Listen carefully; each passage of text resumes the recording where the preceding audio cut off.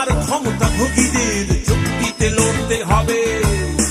লক্ষ লক্ষ লোক শহীদ হয়নি এই ঠকবাজি মেনে নিতে। এই ইন্টারনেটের যুগে মরণ মানসিকতা এখনই রুখতে হবে। বাক স্বাধীনতা, মুক্ত চিন্তা,